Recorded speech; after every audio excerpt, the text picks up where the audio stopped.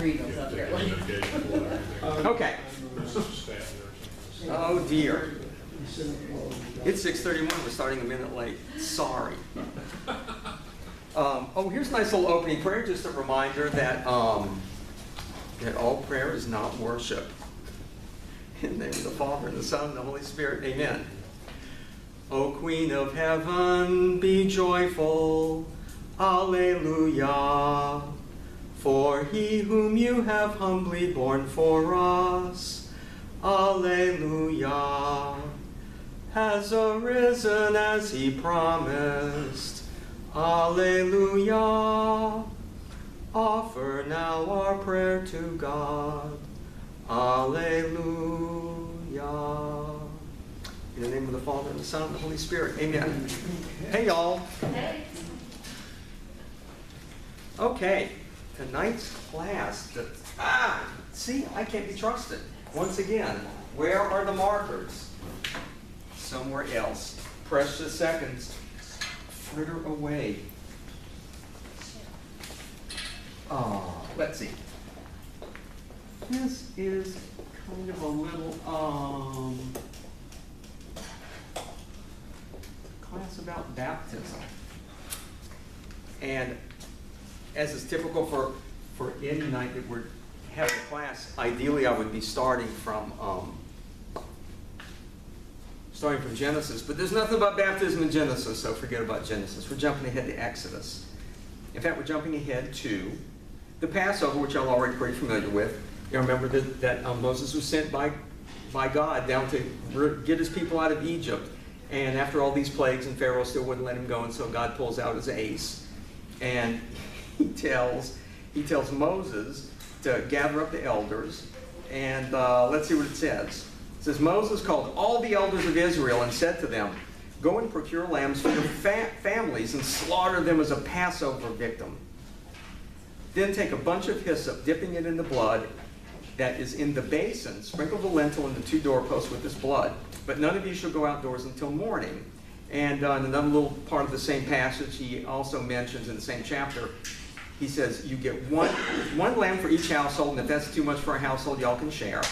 The lamb must be a year-old male and without blemish. You can take it from the sheep or the goats. So, what we have at this point is we know that, number one, they're supposed to sacrifice a lamb, kind of like, who do we already know in the Bible that has sacrificed a lamb? Abraham. I'm thinking older than that. Abraham, Isaac, no, yes. That's right, Abraham sacrificed a lamb. You can't trust me. You can't trust me as far as you can throw me. Yeah, I was thinking about Abel. No, Abel sacrificed a lamb. He was the first one to sacrifice a lamb. But that would start if we were doing the history of sacrifice, which we're not doing tonight. Anyway, so yeah, there's already established precedent for sacrificing a lamb, and so they do that. And then, of course, we know the next thing is going to happen. He says this, seeing the blood on the lintel and the 2 doorposts, the Lord will pass over that door and not let the destroyer come into your house to strike you down. You shall observe this as a perpetual ordinance for yourselves and your descendants. I love it. It's as though is that when the descendants of the Israelites go through the same process, they are participating in it across space and time as though they were no less present at the original Passover than the people who were physically there at the original Passover, which is kind of the same thing about the way Mass works, is we're participating in the Last Supper as fully as the apostles have participated in it. So, first thing is, let's do our doorpost. I guess this turn out we have to do something. Okay, here's your house.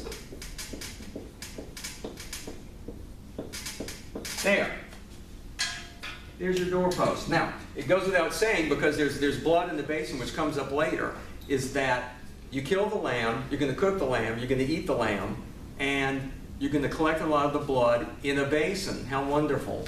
And then, here's your basin. Look, it's full of blood, trust me. And then what the instruction is you take a bunch of hyssop, which is a kind of a reedy thing, and that will come up again later tonight on several occasions, and you make a little brush with it. I don't know if you've ever seen these things.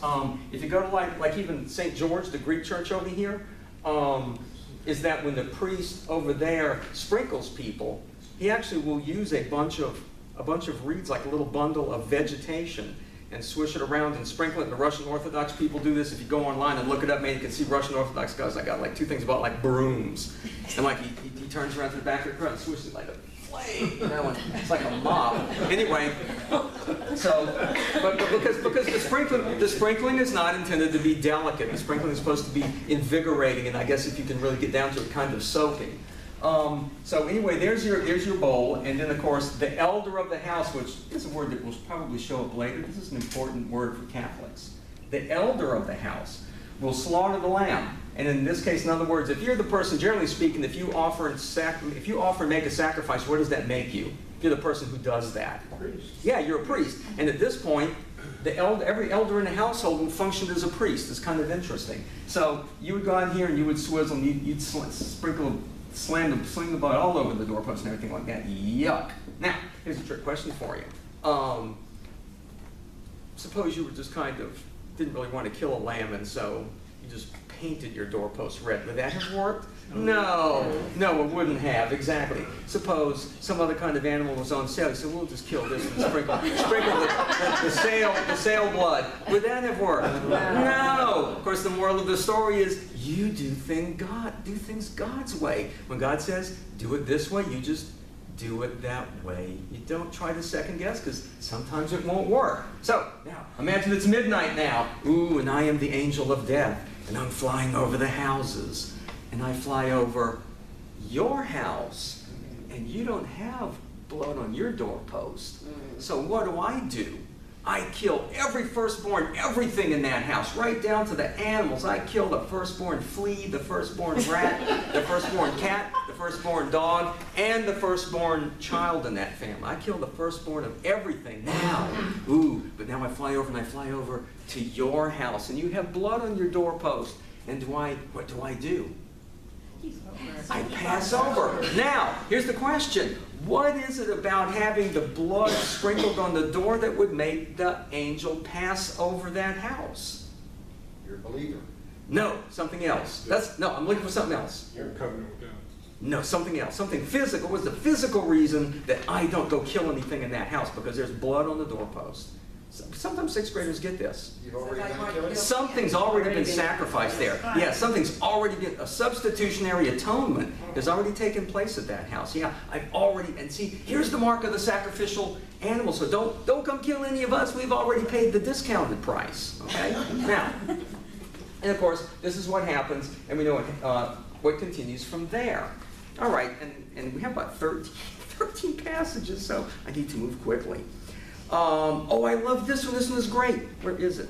Exodus 24:4. I'm looking.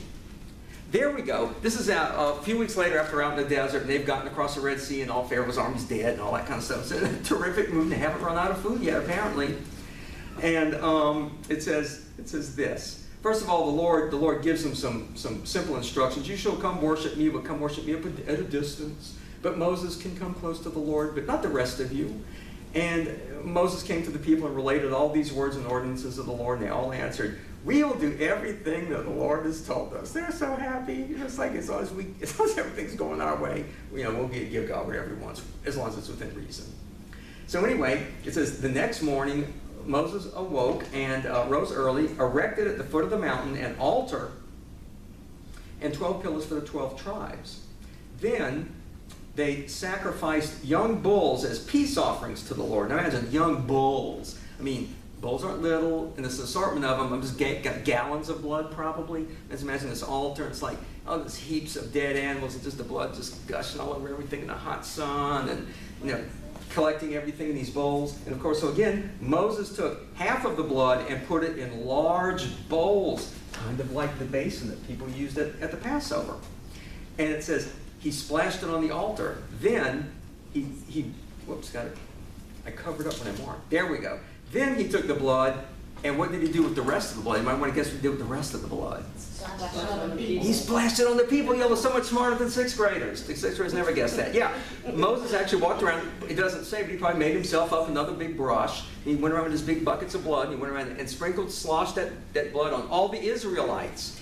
And that it did the same thing for the Israelites that the blood did at the Passover. Is that what we would say, or what especially people in South Carolina would say, is They were washed in the blood of the Lamb. And it's not figurative. They were literally washed in the blood of the Lamb. And remember now, suppose that everybody had to get up early for this. Now, suppose, and he says that this is the blood of the covenant, which the Lord has made with you in accordance with all these rules. So he's saying is, the fact that you have been sprinkled with the blood of the substitutionary atonement makes you a player in the covenant. Now, suppose you had slept late because you drank too much last night and you didn't get sprinkled. Would you be in the covenant? No, you wouldn't be in the covenant. You have to get sprinkled with the blood. And the thing is that same thing, is that imagine if God looks down at all the Israelites and they've all been marked with the blood of the sacrificed lamb. It's as though they had been sacrificed, but God, dating back to Abraham, says, you don't have to kill a person. I'll be satisfied if you just kill an animal. And the reason I don't make you pay the real awful price, no, you don't deserve to pay the awful price, is that I love you so much. We may be finished by the right amount of time. Let's see what this was. This is from Leviticus. You know, people think Leviticus is boring. Actually, Leviticus is unbelievably interesting. It goes into all this fabulous detail about how forgiveness works and how you tell the priest what you did. The priest gives you a penance, and you fork up a penance based on kind of what you can afford, and all this process of how that little thing, whatever it is you could afford, gets sacrificed, and just absolutely terrific. We have time for this kind of stuff in 6th grade. Okay, this is what it was. Is Aaron has to be purified in order to be the first high priest. And they go through exhaustive amounts of purification. And one of the last things that happens is it says, taking some of the anointing oil and some of the blood that was on the altar, which we're already familiar with how that works, Moses sprinkled with it Aaron and his vestments, as well as his sons and their vestments, thus consecrating both Aaron and his vestments and his sons and their vestments. I just love that whole tick down, is that it's not just the people that are benefiting from the blood, but actually the things they wear have to be pure. They have to be pure, Aaron has to be pure, his sons have to be pure, and by extension, all of his descendants will have to be pure. And you can just imagine just tons and tons of blood all the time. I always figured that in a hot climate, and you go the sticky blood and the flies are all coming around. It's like small wonder people want to be swinging a little bit of incense, you know, just to make this a little bit more palatable. And I think that I don't know this is a fact, it's wild speculation, is that when at Mass, at the 11 o'clock Mass, you know, right at the offertory, Father Newman will go around with the incense and just real slowly and unhurriedly incense the altar before it really starts to get used as an altar. And that always reminds me of Moses and the Israelites going around, you know, instead of with a censer going around with a big bucket of blood and slinging blood all over the altar like that, just taking your time, you know, get all that blood on everything, because remember, life is in the blood. It's a very particular thing the way this works. And I love the way it's like if you get the sprinkling on you, you're part of the covenant. If you're not, you're kind of out of the covenant. It's not very charming. Okay, I love this one. Now, in that prior example, something that was noteworthy is it wasn't just the blood. The blood was mixed with something. It said that they took some of the anointing oil and some of the blood and sprinkled Moses and Aaron with it. So the oil and the blood are being conflated and used at the same time. And that mixing of the blood with some other liquid is going to be significant. Now, one of these things that's so fascinating about Leviticus is all these rituals, and I just love them to death. These are about purification after leprosy. Something important to remember is that back in Levitical days, if you had any kind of skin ailment, it didn't have to be leprosy. It was conservatively assumed to be leprosy unless the priest said, you don't have leprosy. So there's a lot of careful detail about how you observe a lesion on somebody, and they have to be sequestered, and you come look at it on this day, and you come look another few days, and if it doesn't change color, then blah, blah, blah, and after a certain amount of time, okay, you just have psoriasis, it's not leprosy, so you can stay part of the club. But at the beginning, if at the beginning you've been sequestered because you might have leprosy, and you're going through the process of the priest examining you, once you're done, you have to be made ritually clean again, because even the suspicion, the potential of leprosy made you ritually unclean. So it says this: the Lord said to Moses, this is the law for the victim of leprosy at the time of his purification. he shall be brought to the priest, who will go outside the camp to examine him, because you're not part of the community right now. So the priest goes out to see you, goes out to see the sinner. He doesn't come in to contaminate everybody. If the priest finds that the sore of leprosy has healed in the leper, he shall order the man who is to be purified to get 2 live, clean birds, as well as some cedar wood. I love all these details. They don't miss a trick, do they? First, you got to get 2 birds. Here's 1 bird. Okay, we're just going to pretend that this bird is actually the equivalent of 2 birds for representational purposes. And then we get a stick of cedar. There. Now, I love these little bits. Clean birds, as well as some cedar wood, scarlet yarn, and hyssop. Again, it's that reedy stuff you make brushes of. What people today think is going on is you take that stick, and then you put on your hyssop onto here, and then you take your handy dandy scarlet and you tie it around the cedar branch, so that you have a really nice big broom for the sprinkling that you're about to do. Now, let's see. The priest shall then order him to slay one of the birds over an earthen vessel with spring water. Ooh, here's a handy dandy earthen vessel doing triple duty tonight. There. And what's in it right now? What's in it right now is just water. It says you kill the bird over the earthen vessel, and then the bird bleeds into the water and mixes with the water, so you have a mixing of water and blood here. Taking the living bird with the cedar wood, the scarlet yarn, and the hyssop, the priest shall dip them all in the blood of the bird that was slain over the spring water. This is the bird that didn't get killed. And then you let that bird fly away like in TV shows. And then you sprinkle 7 times the man to be purified from his leprosy. Oh, when he has thus been purified, he shall let the living bird fly away over the countryside, just like popes do with the doves. Anyway, then the man being purified shall wash his garment, shave off all his hair, bathe in the water, blah, blah, blah, blah, blah. It goes on and on and on. Anyway, so the key thing about this is that at this point in history, 2 things are going together. Okay, now typically we already know what blood's in there for. Blood, what does blood do for you? What does sacrificing an animal do for you? I mean, let me put it this way. Here's a trick question. Did Adam and Eve sacrifice in Eden? No. Why didn't Adam and Eve sacrifice in Eden? They had everything. What? They had it. No. Why? Why did Adam and Eve not sacrifice in Eden? They weren't eating animals. That's not a reason. No, because you could still sacrifice, just couldn't eat them. Here's the answer. No sin. If there's no sin, there's no need for sacrifice. Okay? As soon as you get to where there's sin, boom, you got sacrifice. Oh, here's another, here, let's look at it this way. Let's see, sin. This is another little Bible timeline. Wait a minute, you wonder if I can think it all. We start with no sin. Gee whiz. Okay, there we go. No sin. Okay, Bible history. Eden, no sin. Nowadays, sin. Eventually we get to the end of the pipeline, no sin again, right? There's no sacrificing in the New Jerusalem either. There's not even a temple or a church, because there's no need for that stuff anymore. We look at it this way too. Let's see. Right, let's see if we can guess. Okay.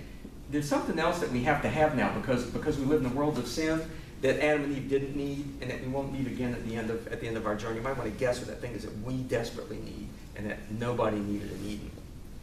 I'm going to drop dead. I just love in case somebody's going to stick their neck out and possibly be right. It's okay. Kids will scream out anything. They have like no worries about. Here's what it is. Faith. Over here in Eden, Adam and Eve didn't need faith. They were hanging out with God all day. Right. In the future, we're going to be hanging out with Jesus all day. We won't need any faith. You need faith because there's sin. Where there was sin, there is faith. Because where there is sin, there is a blockage of your ability to perceive everything. It's extremely truncated in our ability to perceive the spiritual world that like swarms around us. And who knows how much of the physical world that we think we can see that maybe we really can't. So yeah, all this fits together into some gigantic blob of Catholicism. I forgot where I was going now. That's right, we're talking about this. I forgot what this had to do with anything. Oh, it's the water and the blood. Gee whiz. Yeah, water and blood. Okay, so we know what blood is for. Blood is for sacrifice. Blood is for atonement. Blood is for making up with the consequence of sin. And this is like God told Abraham, you are such a sinner, and I've given you this wonderful son that you don't deserve, and quite truly, he belongs to me. His life belongs to me. So anytime I want him back, I get him back. And Abraham's kind of like, well, that was the deal all around where he lived in Canaan. And then God says, okay, I love you so much, I'm not going to take your only begotten son. But you still got to give me something. Now, the thing is does God care if, for example, if Abraham sacrifices a ram to God? Does God care?